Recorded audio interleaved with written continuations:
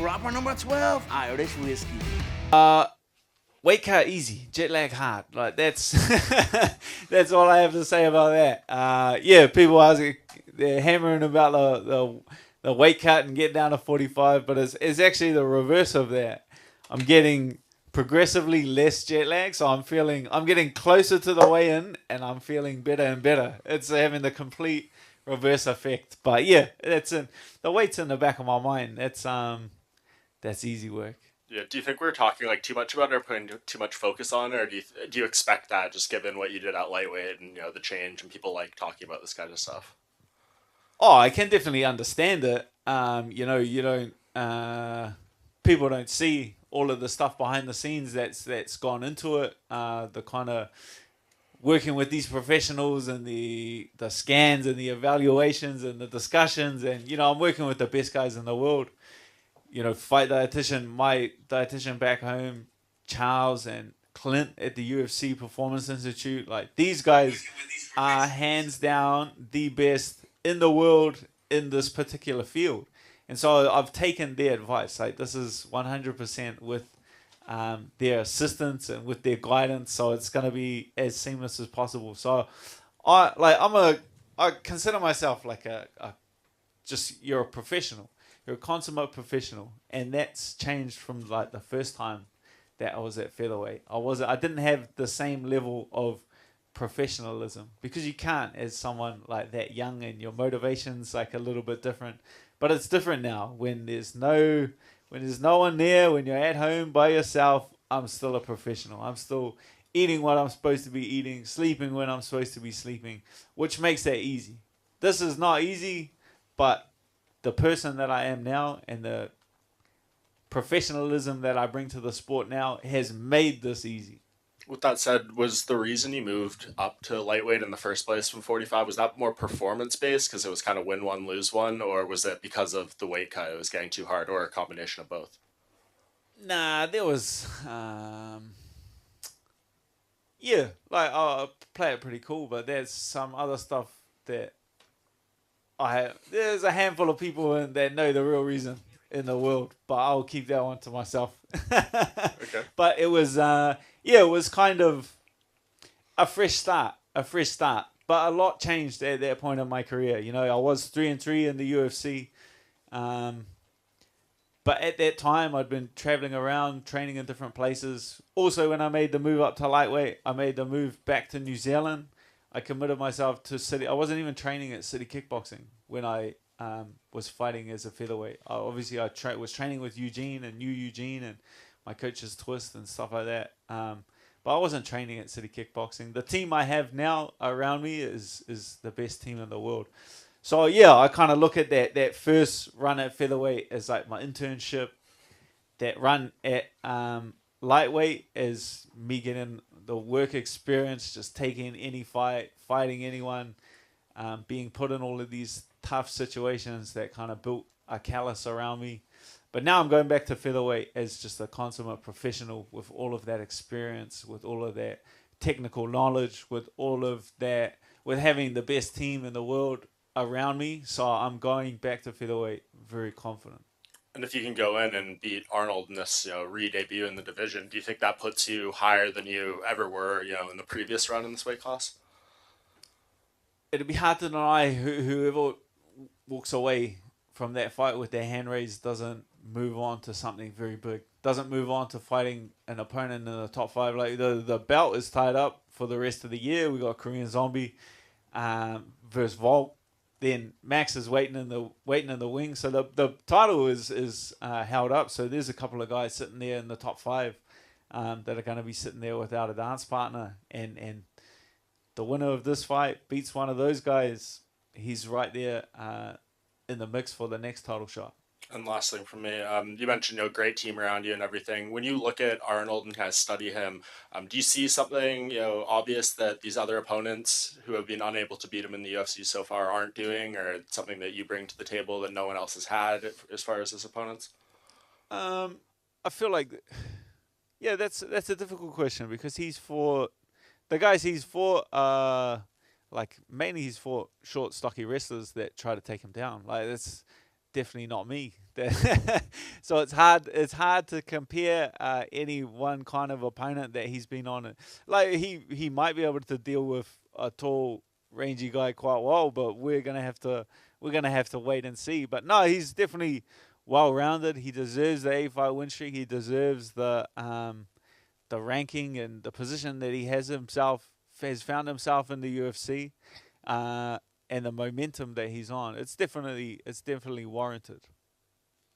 Henry, you talked about how you're working with all these nutritionists and these professionals, but you also, like you mentioned, the PI. You spent a lot of time in Las Vegas. Do you think you would have made the drop to featherweight if you didn't spend that prolonged time at the PI after your last fight? It kind of, I think I would have. I've been sitting on this for a while. You could go back and ask Eugene. It was about a year and a half ago that I first. So you have to think a year and a half ago I first went to Eugene and I said to Eugene a year and a half ago, hey, I'm thinking about going back down to featherweight. You need to ask yourself, well, how long before that was he thinking about that before? Because I play things quite close to my chest. So yeah, I'd been thinking about it even before then, and I've kind of had the realization, and even the last couple of days, that it was kind of my plan all along. That I knew when I left the featherweight division, it wasn't the weight cut that made me leave the. That's just an easy excuse. It wasn't the weight cut that made me leave the featherweight division and look for a fresh start. I always knew when I was leaving that at one point in time, I will be back. And then obviously you've been thinking about the top 15 at lightweight for so long. How would you compare this top 15 at featherweight to the top 15 at lightweight that you just left? Yeah, like that's the funny thing about it. I don't spend much time thinking about any like there's they're just silly numbers next to names. They're not. I don't sit there breaking them down. Even before I call someone out, people were just like, "Oh, what have you seen studying him that's made you call him out?" Nah, I just saw the nice little number sitting next to his name, and I wanted it. That's the only reason I called him out. I won't really have a look at a guy until Sean Shelby sends me that name. Like that's when I'll take a bit of a closer look at it. But there's top guys in both divisions. The featherweight division has been on fire lately. There's been some pretty gigas.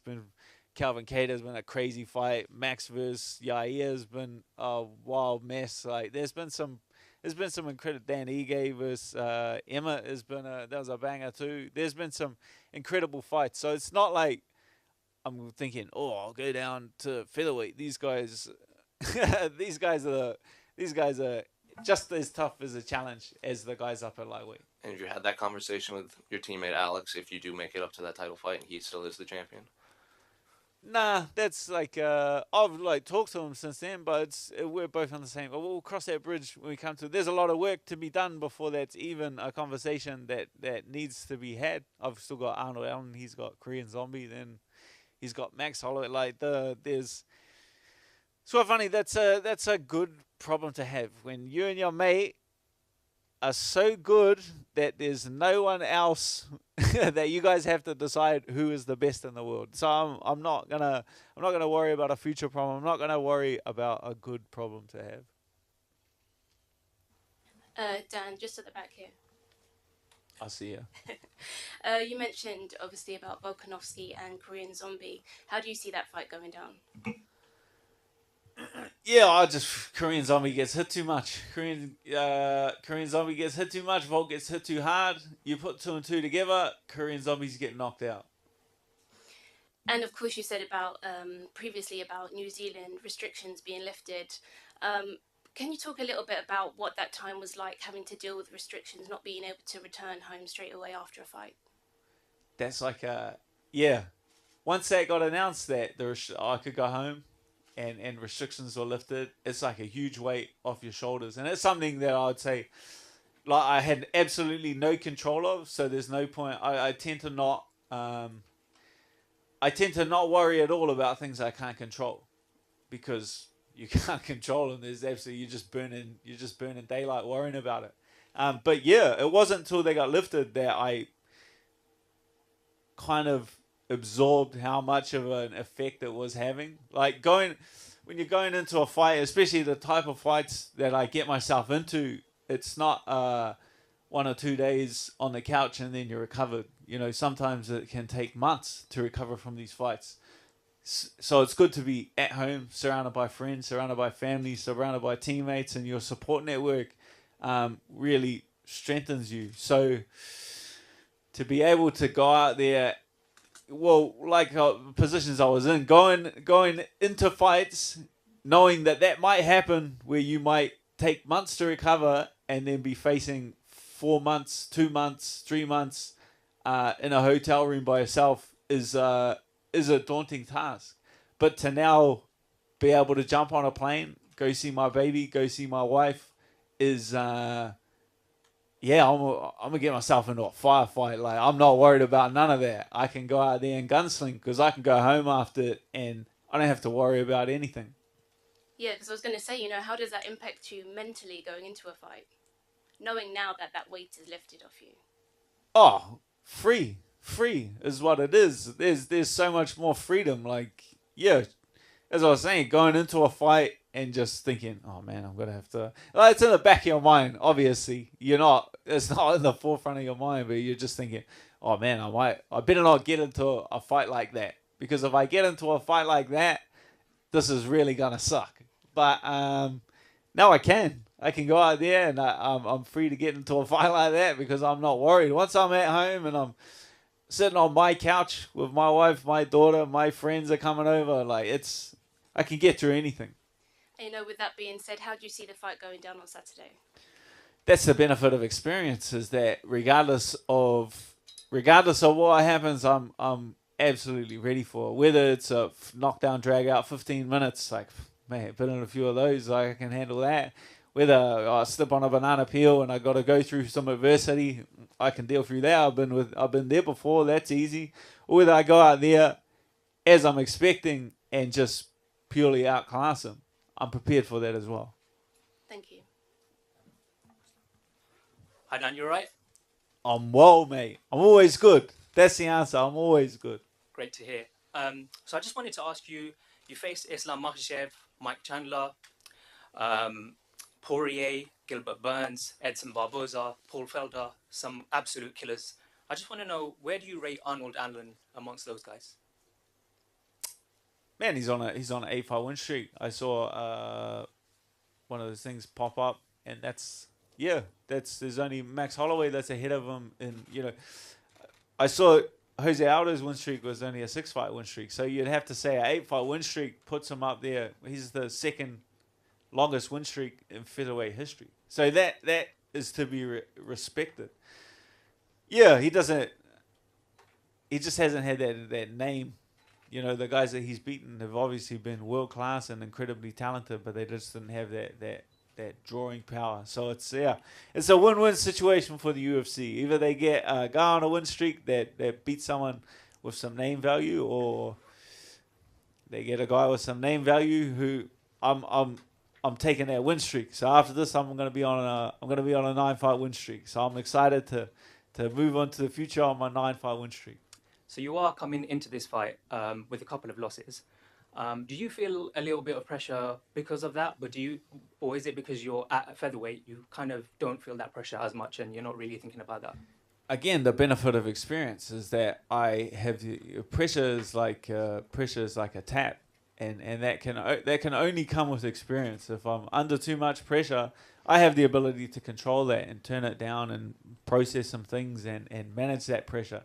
But on the same hand, if I'm not feeling enough pressure, I also know the process to turn that pressure up a little bit, because you need that pressure.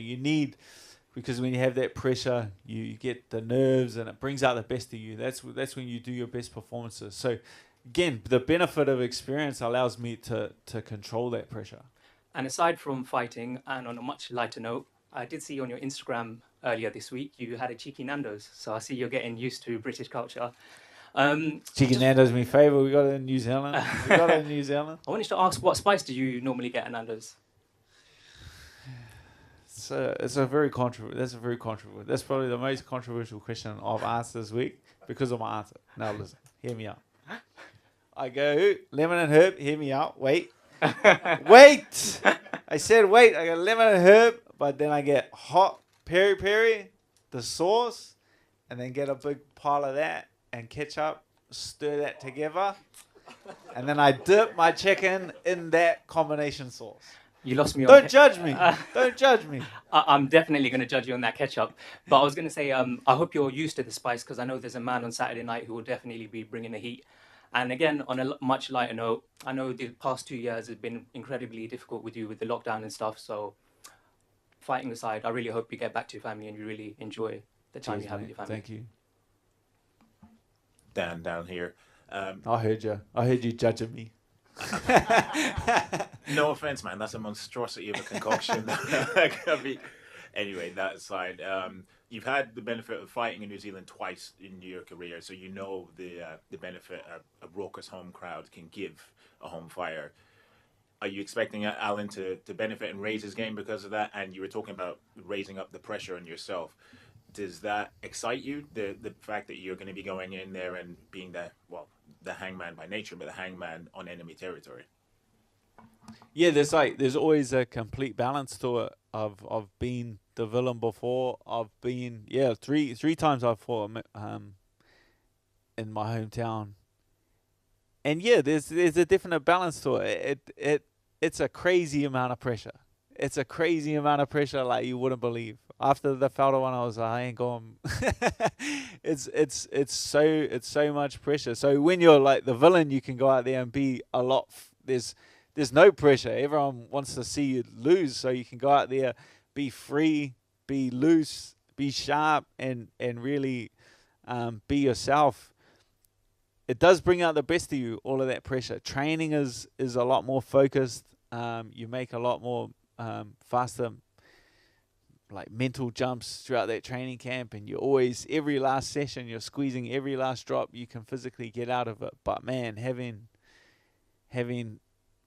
been at home from experience, having 10,000 people that you've met all of those people, you got your friends, your family, you ain't never gonna live that down. You get spark flat cold in front of all of those people till the day you die. You ain't never gonna live that down. That's a lot of pressure. You're gonna be 50 years old at the pub, and someone's gonna bring that up in conversation. So that's one heck of a lot of pressure. It's gone well for me, but I'm sure I'm glad it ain't me sitting in that spot that he's sitting in. So I'm excited to go out there and just be free. I'm feeling the right amount of pressure here with the move to featherweight. I'm feeling very excited. So yeah, I'm glad. Better him than me. Dan? I had a question regarding, you mentioned the pressure that comes with what you do. And, you fought the toughest fighters at 155 and, spending so much time away from your family. What keeps you going, and where does that passion come from for you? Yeah, that's a funny one, because it's just, I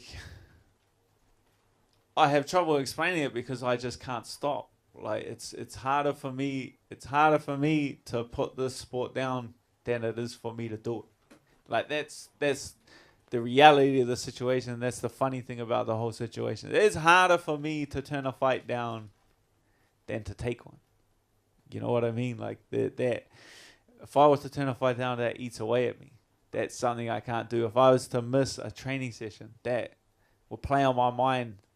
I would spend more time thinking about not doing that training session than it would have taken me to get in the car, drive to that training session, push it 100% and drive home. So I just do it now. I just do it. I stop fighting it. I stop doing anything like that. I just follow my instincts and follow that passion and kind of just ride the wave of it. But for me, it's easy.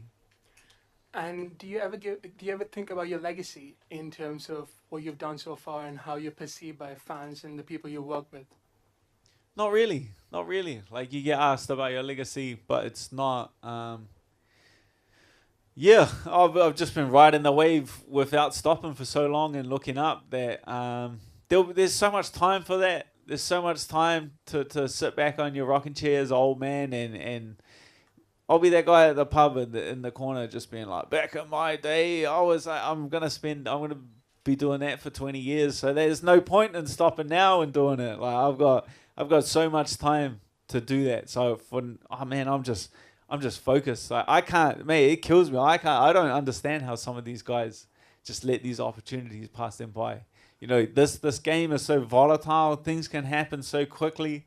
Imagine, this is not the right fight for me. I'm gonna wait. Next day you're at a wrestling session. Boom, blow your knee out. Blow it out again. Your career's over. You know what I mean? Like, it's such a volatile sport. You need to, while I'm fit, while I'm healthy, I'm good to go. Thank you. Dan, how are you? I'm good, mate. Would you ever fight Alexander Volkanovski? How is your relationship with him? Yeah, like the relationship's good. Like, we're still mates. We can still catch up, have a beer. Yeah, like I said before, we'll cross that bridge when we come to it. There's a lot of work that needs to be done between now and then. Thank you. Dandadas. Thank you, lads. And ladettes. There are lots of ways to support our brave first responders. Drinking a rich and smooth proper Irish whiskey is one of them. For every bottle of proper number 12 we sell, a donation is made to first responders. Here's to the proper heroes. Shlonda.